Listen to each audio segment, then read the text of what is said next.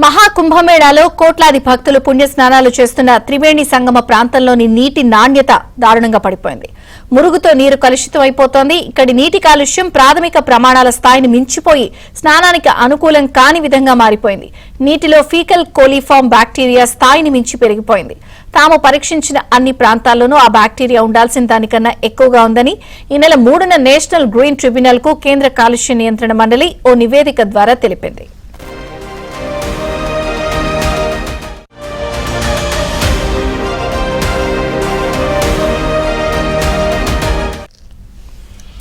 ఇటీవల ఓ కేసు విచారణలో ఎన్జీటీ ధర్మాసనం సిపిసిబి నివేదిక సమీక్షించి ఆందోళన వ్యక్తం చేసింది.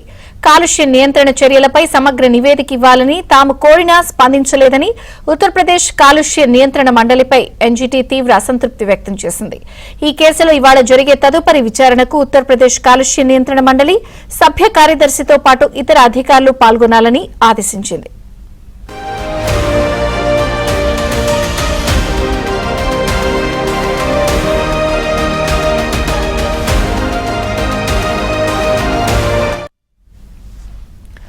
అయితే త్రివేణి సంగమంలో నీటి నాణ్యతపై అడిషనల్ కలెక్టర్ వివరణ ఇచ్చారు. పుణ్య స్నానాలకు వీలుగా నదిని ఎప్పటికప్పుడు శుభ్రం చేస్తున్నామని తెలిపారు.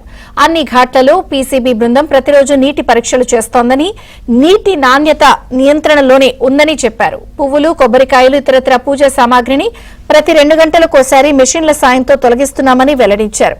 మహాకుంభమేళ పూర్తయ్యే వరకు నదిలో నీటిని శుభ్రంగా ఉంచడానికి నిరంతరం పర్యవేక్షిస్తూ చర్యలు తీసుకుంటున్నామన్నారు.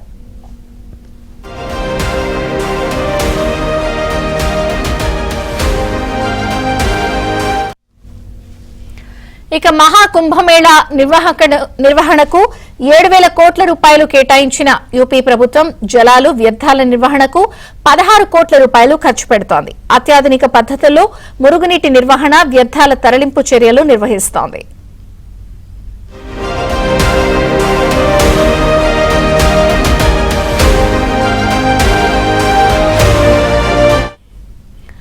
నెల రోజులకు పైగా కొనసాగుతున్న మహాకుంభమేళాలో ఇప్పటి వరకు అపూర్వ స్థాయిలో 55 కోట్ల మంది త్రివేణి సంగమంలో పుణ్య స్నానాలు ఆచరించారని యూపీ ప్రభుత్వం నిన్న వెల్లడించింది. దేశంలో సనాతన ధర్మాన్ని పాటించే 110 కోట్ల జనాభాలో సగం మంది 3 నదుల సంగమంలో స్నానాలు చేశారని, ఈ సంఖ్య మహాకుంభమేళా ముగిసే నాటికి 60 కోట్లు దాటుతుందని ఓ ప్రకటనలో తెలిపింది.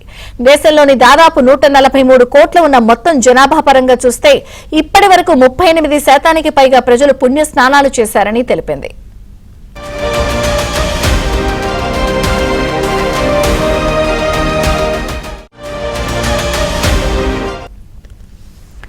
మహాకుంభమేళా ప్రారంభానికి ముందు ఈ ఆధ్యాత్మిక కార్యక్రమంలో 45 కోట్ల మంది భక్తులు పాల్గొంటారని యోగి సర్కార్ అంచనా వేసింది. అయితే ఆ సంఖ్య ఈ నెల 14వ తేదీకే 50 కోట్లు దాటిందని యూపీ ప్రభుత్వం చెప్పింది. ఇందులో అత్యధికంగా మౌని అమావాస్య రోజున దాదాపు 8 కోట్ల మంది పవిత్ర స్నానాలు చేశారని తెలిపింది.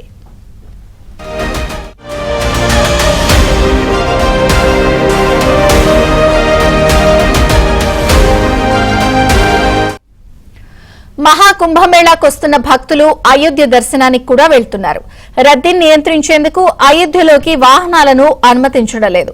ఇదే అదునుగా కొంతమంది బైక్, టాక్సీల అవతారం ఎత్తారు. కిలోమీటర్కు 100 రూపాయలు వసూలు చేస్తూ భక్తులను అడ్డంగా దోచుకుంటున్నారు. ఇలా అనధికారికంగా భక్తుల దగ్గర భారీ మొత్తంలో వసూలు చేస్తున్నారని వారిని పట్టుకుంటున్నారు. 30 మోటార్ సైకిళ్లను సీజ్ చేశారు. తమ ఆపరేషన్ కొనసాగుతుందని రామజన్మభూమి పోలీస్ అధికారులు చెప్పారు. వీఐపీ దర్శనం చేయిస్తానని తన దగ్గర ఓ ట్రావెల్ ఏజెంట్ 1,80,000 రూపాయలు వసూలు చేసి మోసం చేశారని మహారాష్ట్రకు చెందిన ఓ మహిళ అయోధ్య పోలీసులకు ఫిర్యాదు చేసింది.